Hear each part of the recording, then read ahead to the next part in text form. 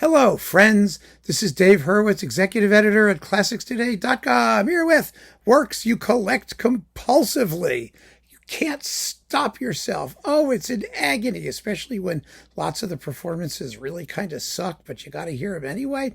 At least these days with downloading and streaming services, you can listen first and then acquire second if you're really enraptured. Anyway, the work in question is Sibelius's tone poem on Saga. Oh boy, is this a hot piece. I mean, the first time I heard it, it blew me away.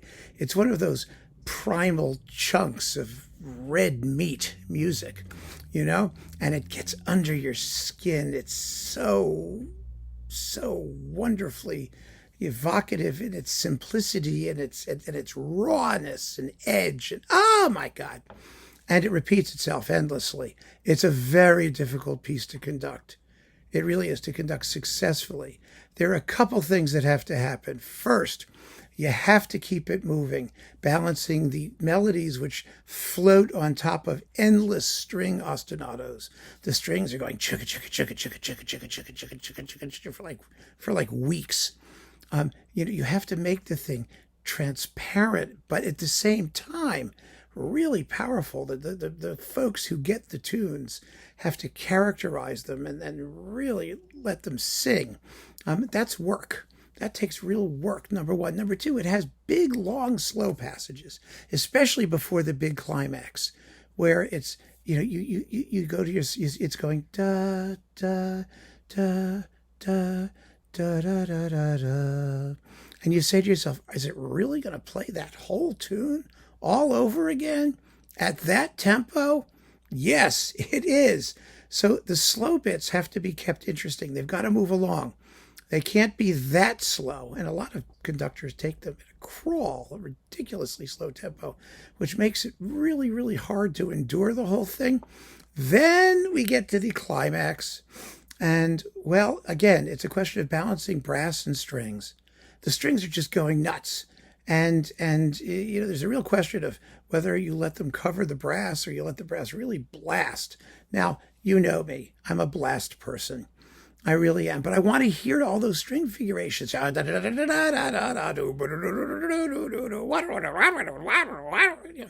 Makes it so exciting. So there's that. And then, last but not least, there is the problem with the bass drum.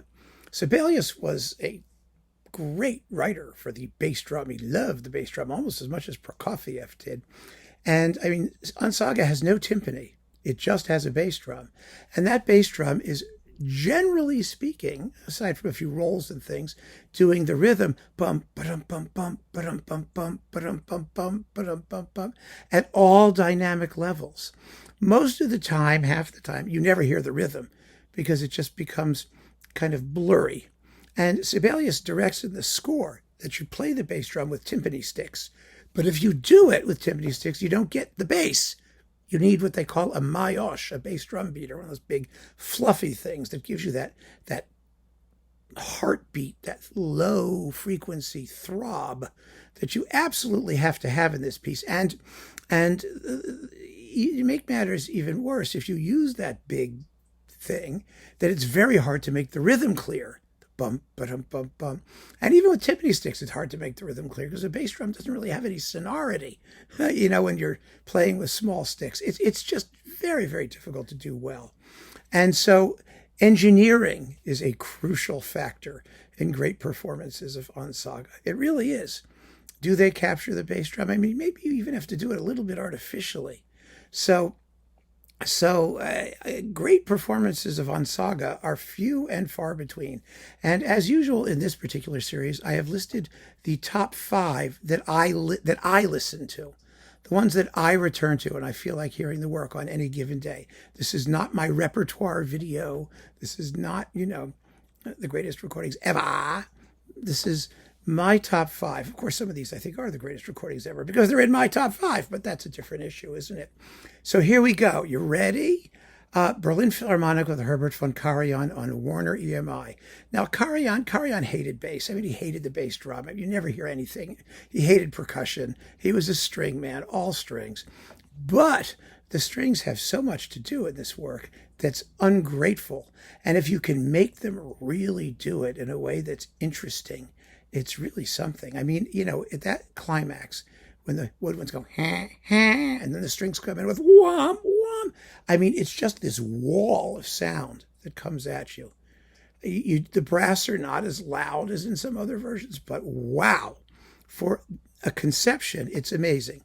And, the bass drum is sort of there. When it gets really, really loud, you hear something down there, blooping away. It could be better in that sense. It really could. But for what it is, it still manages to achieve that really powerful wave at the climax. It's just tremendous. So there's that one. Then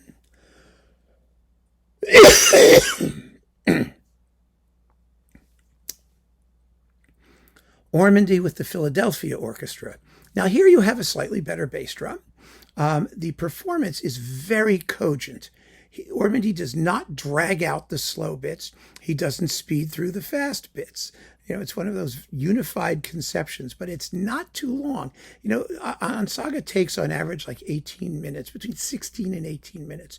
Actually, Ormandy comes in a little bit, I think, on the quicker side, but only because those slow bits move very, very well. The playing has the rawness that you want to hear. Karajan is like all polish most of the time. Although in Sibelius, he can allow some edge to come through. I mean, he does, in bits. But this performance, from the beginning, has this, it has that primal quality, that feeling of you're in the birth of the universe. It's marvelous. The bass drum, again, is not terribly well recorded. The sonics need an upgrade. It needs to be carefully remastered, and I think it would sound quite a bit better. But it's still an extraordinary performance, played with really uninhibited intensity by the brass particularly. Oh my, Philadelphia. It's wonderful. Absolutely wonderful. And it's on RCA. He did it twice. He did a Sony recording too, which isn't nearly as good, and which has like no bass drum at all. My goodness, it's terrible. But this one is really special.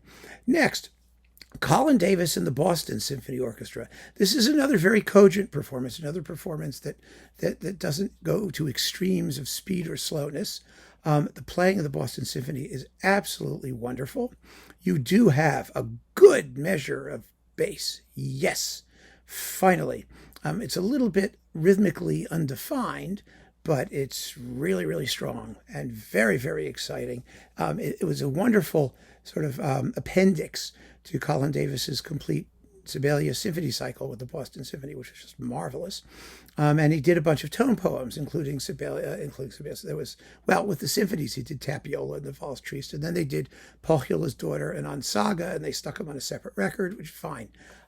Beautiful, beautiful stuff. And the Karelia Suite, too. Fine performances, and they just sound beautiful. Then the Los Angeles Philharmonic with Esa-Pekka Salonen. Oh, yeah. Now, Salonen is a composer, and he isn't a romantic. He's not a sentimentalist. He brings a razor-sharp clarity to his performance, and this is the one where you hear every sniglet and bop and thump of the bass drum. I would have liked to have, ironically, a little bit more power from the string section.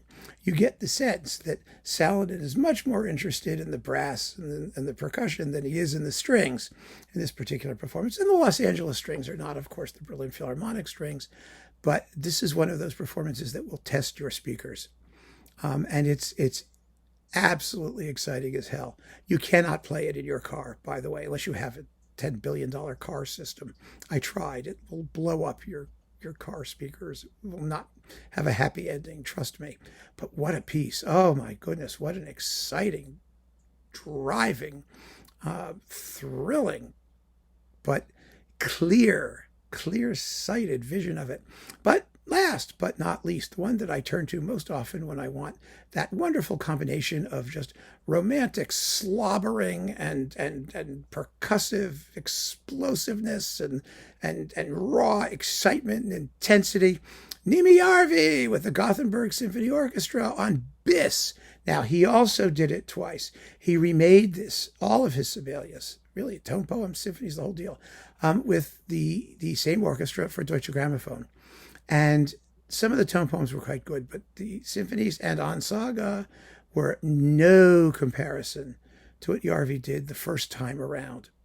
And again, in this particular case, the engineering tells all, because Biss had that unrestricted dynamic range, and just it's pulverizingly powerful and strong, but also well balanced.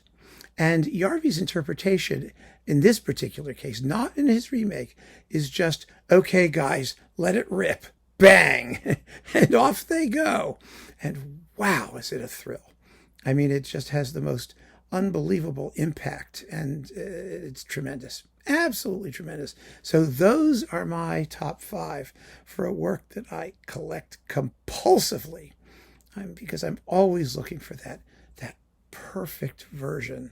And Järvi comes closest, I think, so far.